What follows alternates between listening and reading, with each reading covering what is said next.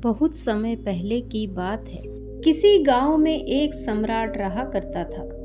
उस सम्राट के पास सब कुछ था।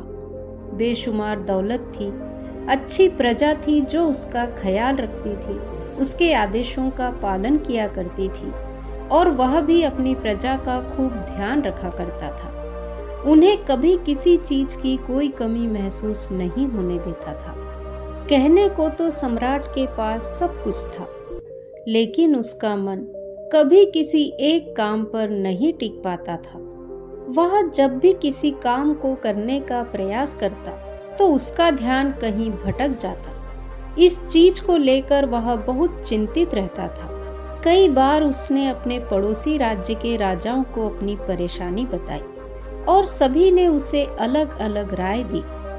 सभी ने उसे अलग अलग तरीके बताए। जो भी तरीके सम्राट ने सुने थे उन्होंने उसे अपने जीवन में उतारा, लेकिन उन उपाय से उसे कोई लाभ न मिला, जिस कारण वह हमेशा चिंतित रहता, परेशान रहता।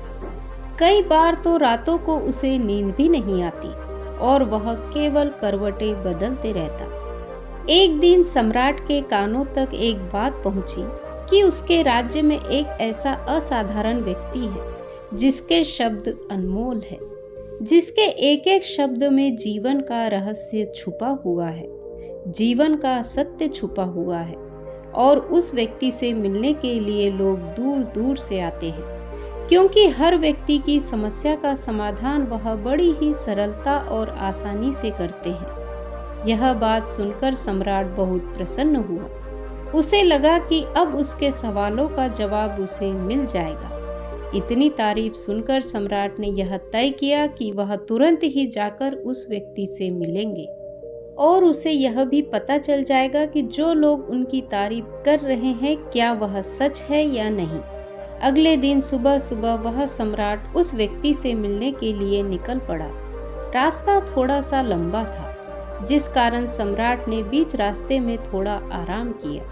वहां पर हर कोई व्यक्ति उस व्यक्ति के बारे में जानता था। जब सम्राट ने उनसे उस व्यक्ति के बारे में पूछा तो वह लोग उस असाधारण व्यक्ति की खूब तारीफ कर रहे थे। तभी सम्राट ने सोचा कि लगता है वह व्यक्ति बहुत बुद्धिमान है, बहुत पढ़ा लिखा है, अन्यथा हर कोई उसकी इतनी तारीफ नहीं करता। जरूर ही उस व्यक्ति में ऐसी कोई बात अवश्य है जिसके कारण हर कोई उन्हें जानता है और उनकी तारीफ कर रहा है। उस व्यक्ति की तारीफ सुनकर सम्राट के मन में उस व्यक्ति से मिलने की उत्सुकता और बढ़ गई।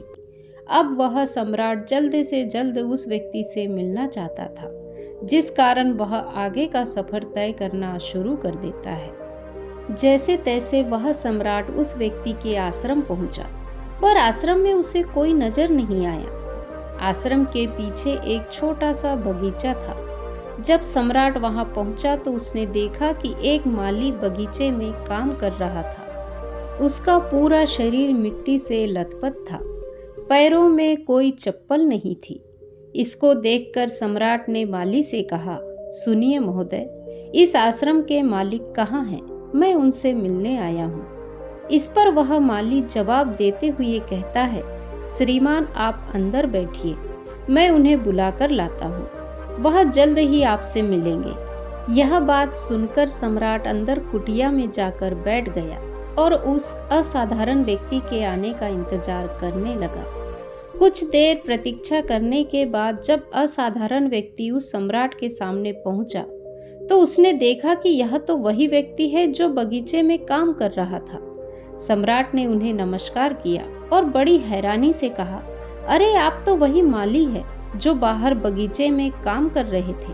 लेकिन अब की बार तो माली एक बौद्ध भिक्षु के रूप में खड़ा था। तभी बौद्ध भिक्षु सम्राट से कहते हैं, सम्राट मेरा मजाक माफ कीजिए, मैं बगीचे में छोटा सा काम कर रहा था। मैं ही यहाँ का माली हूँ और मैं ही वह असाधारण व्यक्ति हूँ जिससे आप यहाँ इतनी दूर मिलने आए हैं। कृपया करके अपने आने का कारण बताएं।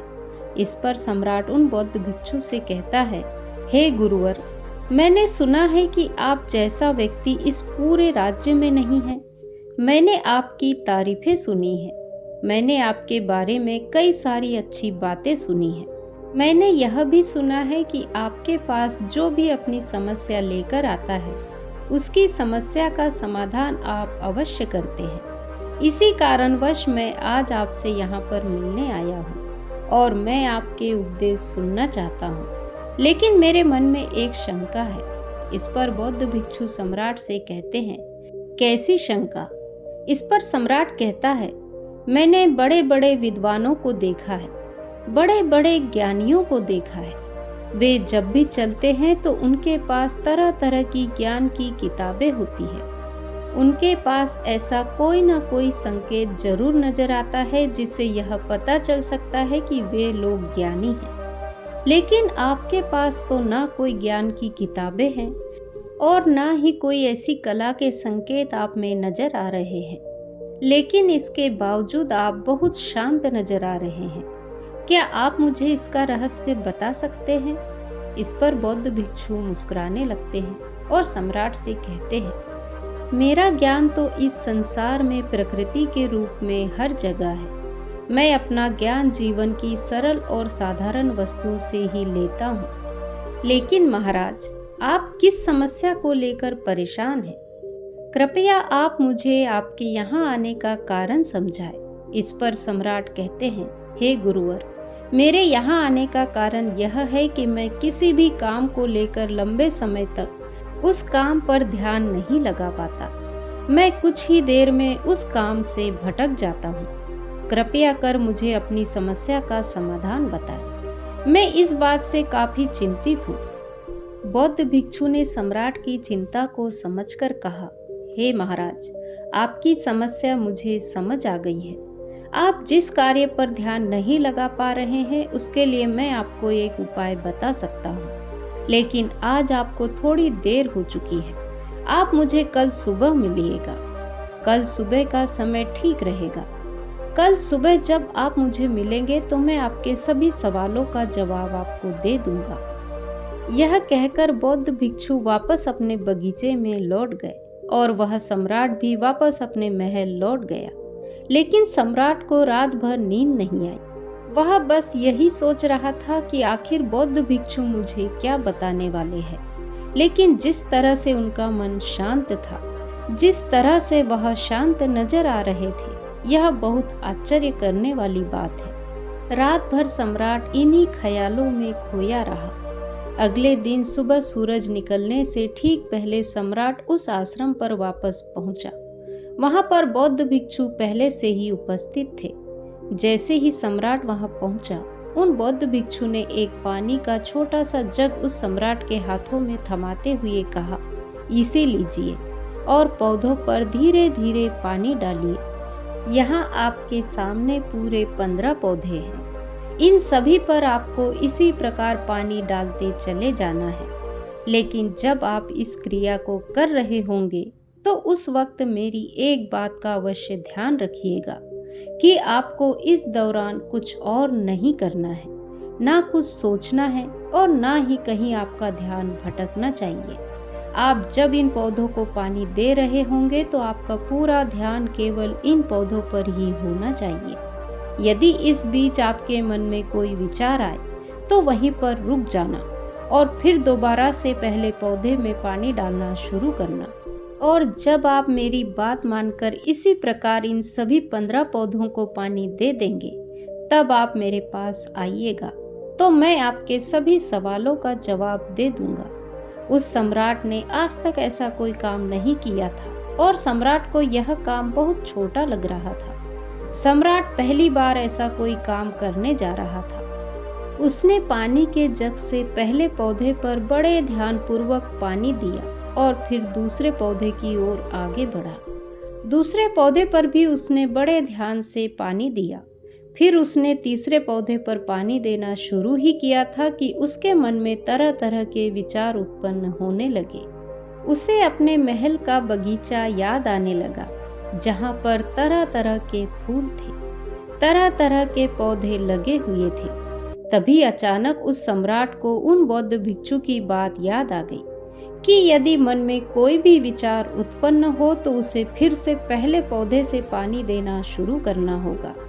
तुरंत ही वह पहले पौधे के पास वापस पहुंचा और उसने फिर से पहले पौधे को पानी दिया। दूसरे पौधे को उसने फिर से ध्यानपूर्वक पानी दिया। जैसे ही वह तीसरे पौधे पर पहुंचा, उसके मन में फिर से कई तरह के विचार उत्पन्न होने लगे। अब की बार वह सोच रहा था कि पता नहीं मेरे बिना मेरे साम्राज्य में क्या हो रहा होगा। और अब की बार सम्राट को बहुत क्रोध आने लगा। उसने सोचा कि आखिर मैं ये छोटा सा कार्य क्यों नहीं कर पा रहा हूँ। वह तुरंत ही फिर से पहले पौधे के पास वापस पहुंचा। उसने अब की बार बड़ी ध्यानपूर्वक पहले पौधे को पानी दिया। दूसरे पौधे को भी बड़े ध्यानपूर्वक पानी दिया। ऐसा करते करते अब की बार सम्राट करीबन 5 पौधों में बहुत ही ध्यानपूर्वक पानी दे चुका था। लेकिन अब की बार जैसे ही उसने छठे पौधे पर पानी देना शुरू किया, उस पानी को देखकर सम्राट के मन में नदी के विचार उत्पन्न होने लगे और सम्राट अब बहुत परेशान हो चुका था। जितनी बार वह पौधों को पानी देने का प्रयास कर रहा था, हर बार वह असफल हो जाता। उसका मन उतना ही ज्यादा व्याकुल हो जाता और वह खुद पर क्रोधित हो जाता। सम्राट यह बहुत अच्छी तरीके से जानता था कि बौद्ध भिक्षु उसकी परीक्षा ले रहे हैं। सम्राट बहुत समझदार था, इसलिए उसने बौद्ध भिक्षु की आज्ञा का पालन करना जरूरी समझा। सम्राट जितनी बार भी कोशिश करता, हर बार वह असफल हो जाता। उसका मन उतना ही ज्यादा व्याकुल हो जाता, हमेशा खुद को किसी न किसी विचार में उलझा हुआ पाता। ऐसा ही करते करते सुबह से शाम का वक्त हो चुका था, लेकिन अब तक सम्राट पूरे 15 पौधों में पानी नहीं दे पाया था। जब बौद्ध भिक्षु शाम को वापस आश्रम लौटे तो उन्होंने देखा कि वह सम्राट थक हार कर बैठा हुआ है और तरह तरह की बातों में उलझा हुआ है। तभी बौद्ध भिक्षु सम्राट के पास पहुंचे और कहने लगे, हे महाराज, मैं तुम्हारी ईमानदारी से बहुत खुश हूँ। तुमने अपने कार्य को पूरे मन और लगन के साथ करने का प्रयास किया, लेकिन जो बात मैं तुम्हें बताने जा रहा हूँ उसे बड़े ही ध्यानपूर्वक सुनना और समझने का प्रयास करना। जब हमारा मन विचारों से खाली हो जाता है, तब उसमें मन का असली स्वरूप नजर आता है। तब साधारण सा साधारण काम भी हमें ज्ञान और शांति देता है। इस पर सम्राट उन बौद्ध भिक्षु से कहता है, हे गुरुवर, पर ये कैसे संभव है? मैं तो जब भी कोई कार्य करता हूँ तो मन में कई तरह के विचार उत्पन्न होते हैं और मैं उन विचारों में फंस कर रह जाता हूँ और वहाँ से बाहर निकलने का मुझे कोई रास्ता नजर नहीं आता। तभी बौद्ध भिक्षु मुस्कुराने लगे और सम्राट से कहते हैं, महाराज, तुम पौधों में पानी नहीं डाल रहे थे, तुम तो जल्दी जल्दी अपने इस कार्य को बस खत्म करना चाहते थे। तुम्हारे मन में तो यह विचार उत्पन्न हो रहा था कि तुम जल्द से जल्द इन 15 पौधों में पानी दे दो और उसके बाद तुम मुझे मिल सको, मुझसे अपने प्रश्नों के उत्तर जान सको। किसी कारणवश यह कार्य तुम्हें बोझ सा प्रतीत हो रहा था, मानो मैंने तुम्हारे कंधों पर एक बड़ा सा बोझ रख दिया हो, और यही कारण है कि तुम अपने आप को इस पल में रोक नहीं पाए। जब हमारे सामने पड़ा हुआ कार्य बोझ लगता है तो हम उसे बस जैसे तैसे खत्म करना चाहते हैं और उस काम को करते समय हम अपना पूरा ध्यान उस काम पर नहीं दे पाते। किंतु अगर तुम इस पल को महत्वपूर्ण समझ पाते, इसके महत्व को महत्व दे पाते और केवल पौधों और पानी पर ध्यान देते, तो तुम्हें कोई भी विचार परेशान नहीं कर पाता। इस पर सम्राट कहता है, हे गुरुवर, मुझे आपकी यह बात समझ में आ रही है कि मैं जल्दी जल्दी इस कार्य को खत्म करके आपसे मिलना चाहता था, जिस कारण मेरा मन इस कार्य में पूरी तरह से नहीं लग सका। लेकिन यह एक पल है जो हम जी रहे हैं, उस पल में रहना बहुत कठिन है। क्या मुझे इसके लिए कोई तपस्या या तप करना पड़ेगा? इस पर बौद्ध भिक्षु एक बार फिर मुस्कुराने लगे और सम्राट से कहते हैं, जिस शांत मन की तलाश तुम कर रहे हो, वह शांत मन तो पहले से ही तुम्हारे पास मौजूद है, वह तो पहले से ही तुम्हारे भीतर है। इसके लिए तुम्हें कहीं भी जाने की कोई आवश्यकता नहीं है और न ही तुम्हें कहीं शांत जगह जाने की आवश्यकता है। इसके लिए यदि जरूरी है तो वह है अपनी सांसों पर ध्यान देना। इसीलिए अपनी सांसों पर ध्यान देना सीखो। हम किस तरह से सांस ले रहे हैं और किस तरह से छोड़ रहे हैं, इस बात को देखने और समझने का प्रयास करो। तब तुम्हें यह समझ में आ जाएगा कि तुम्हारा शांत मन तो तुम्हारी सांसों के साथ ही बना हुआ है।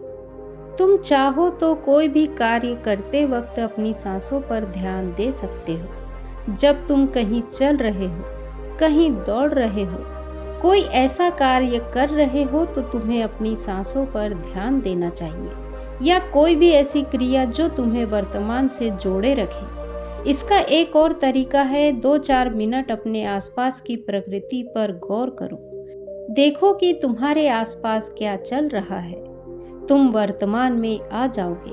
फिर तुम अपने कार्य को जल्दी जल्दी बस यूं ही खत्म नहीं करके उसे पूरे मन से करने का प्रयास करो, जिससे तुम्हारा मन एकाग्र होगा। और जब तुम्हारा मन एकाग्र होगा तो तुम चाहे कोई भी कार्य क्यों ना करो, फिर चाहे वह छोटा हो या बड़ा, तुम्हारा मन उसमें पूरी तरह से विलीन हो जाएगा और वह कार्य ही तुम्हें शांति और ज्ञान भी प्रदान करेगा। ऐसे समय पर हमारे मन में किसी प्रकार के कोई विचार उत्पन्न नहीं हो पाते, और जब हम ऐसा करते हैं तो कर्ता और कर्म एक हो जाते हैं और हमारे भीतर की जो शांति है वह प्रकट होने लगती है। हम उसमें मग्न हो जाते हैं। इसे तुम चाहे तो आनंद कह सकते हो या फिर वर्तमान में जीना कह सकते हो, और यह अवस्था बड़ी सरलता से प्राप्त कर सकते हो। बस तुम्हें केवल अभ्यास करना होगा।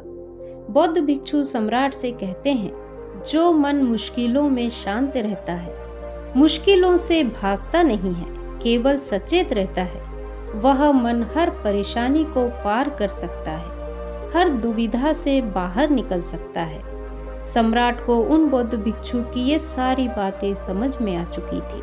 उसने बौद्ध भिक्षु को प्रणाम किया, उन्हें धन्यवाद दिया और वहां से वापस अपने राजमहल लौट आया।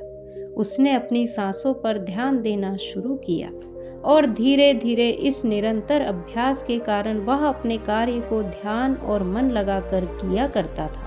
इससे उसे असीम शांति मिलती थी और वह छोटे से छोटे कार्यों से भी बड़ा ज्ञान प्राप्त कर लेता था। इसीलिए दोस्तों, कभी किसी कार्य को बोझ मानकर मत बैठो, क्योंकि यदि आप उसे बोझ मानेंगे तो जल्दी से जल्दी उसे आप अपने ऊपर से उतारने का प्रयास करेंगे, अर्थात उसे जल्दी से जल्दी खत्म करने का प्रयास करेंगे। लेकिन इस प्रयास के दौरान आप जो भी कार्य करेंगे वह पूरे मन और लगन से नहीं हो पाएगा।